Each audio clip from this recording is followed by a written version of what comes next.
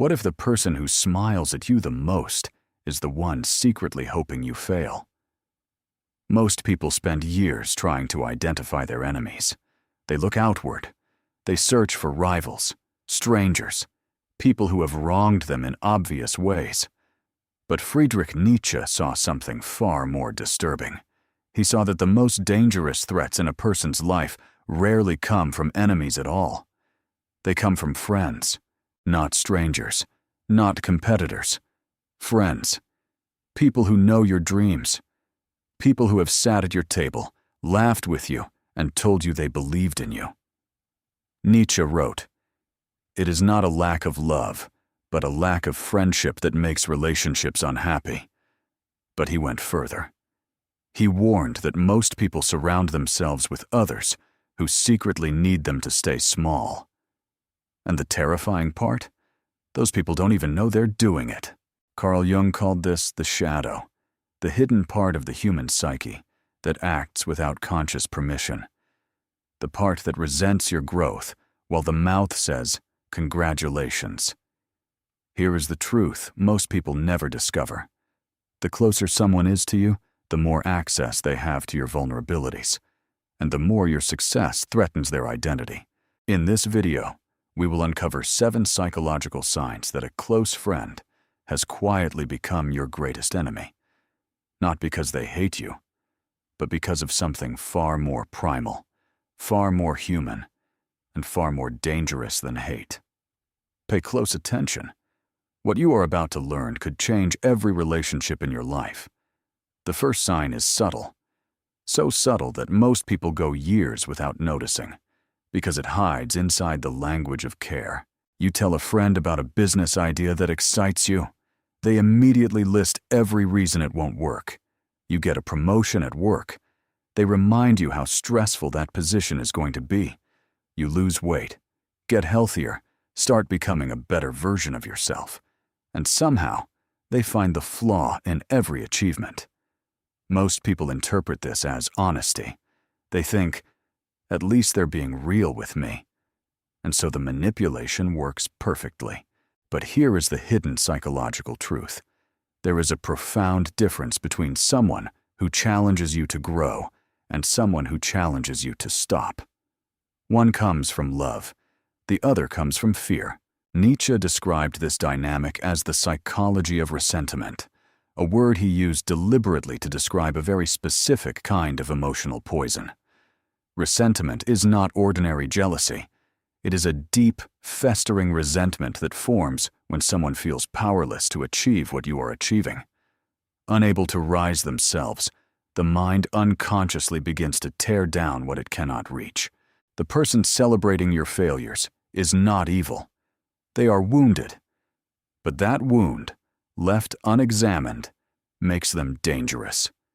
Remember this: a friend who cannot celebrate you without qualification does not see you as a friend. They see you as a mirror, and your success is a reflection they cannot bear to face.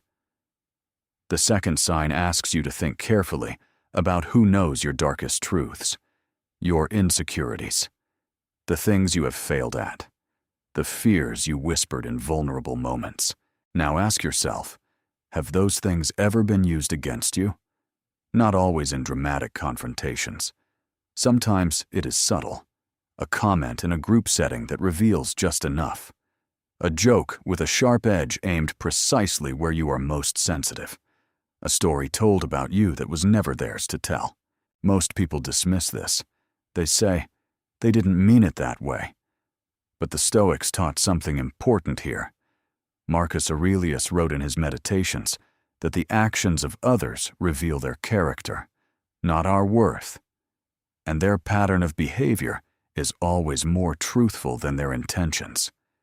When someone uses what you shared in trust as ammunition, even just once, that is not carelessness. It is a data point. Repeated, it becomes a pattern. And patterns reveal the soul. Carl Jung would say this person is operating from their shadow self, the unconscious repository of everything they have rejected, suppressed, and refused to face about themselves. Attacking your vulnerability is, for them, a way of feeling momentarily superior to the very thing they most fear seeing in their own reflection. The deeper emotional motivation is this: intimacy requires equality. And when the balance of growth tips in your favor, some people reach for the only equalizer they have: your secrets.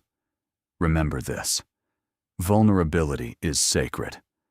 Guard it not with silence, but with discernment.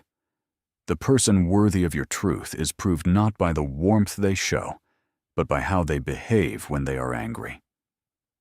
The third sign is the most dangerous because it is wrapped in the language of love and practicality.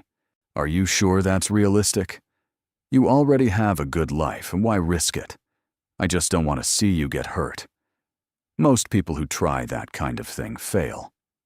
Every one of those sentences sounds protective, and so you lower your guard. You start to believe they are looking out for you. You start to question yourself, not because of your own doubt, but because the doubt was placed inside you by someone you trusted. Nietzsche had a word for people like this.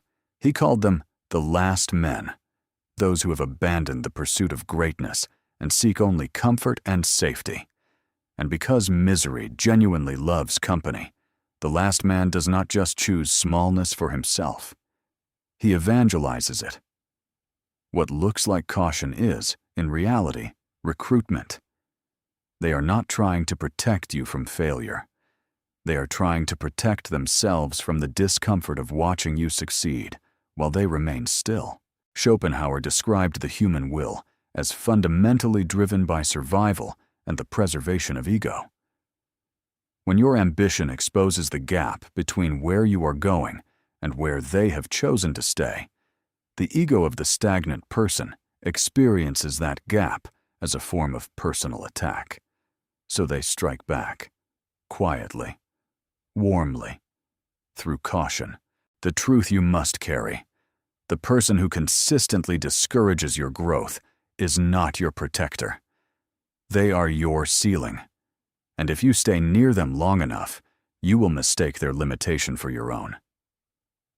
The fourth sign brings something uncomfortable. Some of the people who call themselves your friends are, quietly, keeping score. Every time you move forward, they find a way to match it. Not to be inspired, but to neutralize the distance. You buy a car, they buy a bigger one. You get attention, they become louder.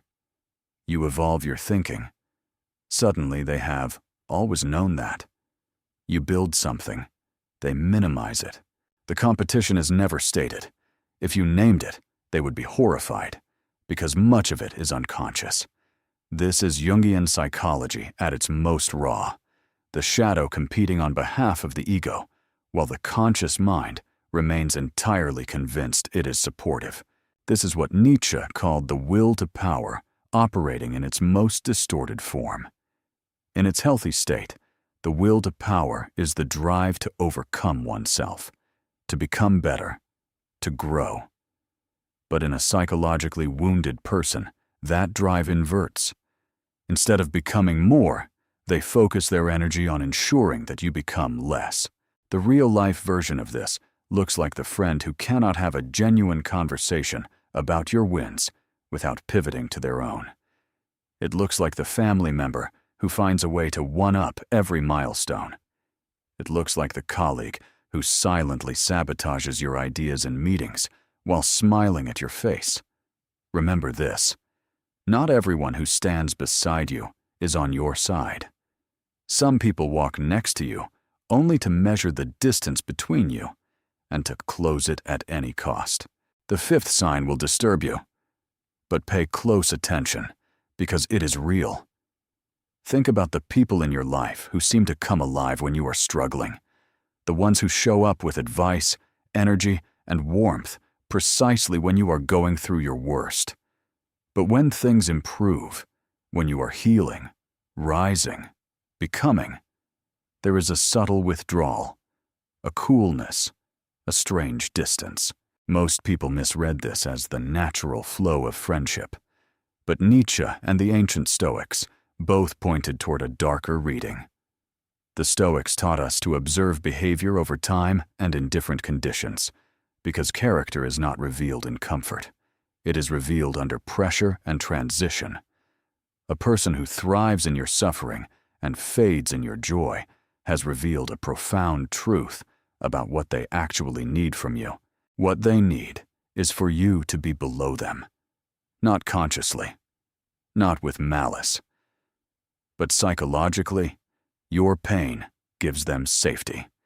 Your struggle gives them relevance. Your need for them gives them power. And your success removes every one of those things simultaneously. Nietzsche described this as a form of moral inversion, where the weak redefine their powerlessness as virtue and your strength as a threat. When someone needs your suffering to feel needed, they have unconsciously built their identity on your wound. Healing yourself becomes, for them, a form of abandonment, the truth that does not leave you. The friend who disappears when you heal was never comforting you. They were feeding from you. There is a difference, and your well-being depends on knowing which is which. The sixth sign asks you to pay attention to how certain people in your life talk about who you used to be. You've changed. You're not the same person you were. You used to be more humble. Remember when you were more down to earth? On the surface, this sounds like nostalgia, but underneath, it is sabotage. Because who you used to be was easier for them to manage. The older version of you confirmed their beliefs, needed their approval, and did not challenge the balance of power between you. Growth disrupts that arrangement. And rather than grow with you, some people choose to pull you back, using the ghost of your former self as the weapon. Marcus Aurelius wrote that the wise man does not mourn for what he was, but builds upon what he is becoming. But the person who traps you in your past is not interested in your building. They are architects of your stagnation. Carl Jung called this psychological regression, the unconscious pullback toward earlier states of being. But in a social context, it is weaponized by those who benefited from your former limitations. This is especially common in close friendships, family dynamics, and long-term relationships. The longer someone has known you, the more they have invested in a particular version of you. And when that version evolves, some people experience it as a loss and respond with resentment disguised as loyalty to who you really are. Remember this: anyone who loves you only in your weakness does not love you. They love the power they hold over you. Growth is not betrayal. It is the entire point. The seventh and final sign is the most invisible, which makes it the most insidious. You hang up a phone call and feel exhausted. You leave a meeting with a certain person and feel diminished. You spend a day with someone and return home empty, as if something essential has been taken from you that you cannot name. Nietzsche spoke about energy, what he called vitality, as the foundation of a powerful life. Everything that builds you, clarifies you, and moves you forward is aligned with your deepest nature. Everything that diminishes, confuses, and paralyzes you is working against it.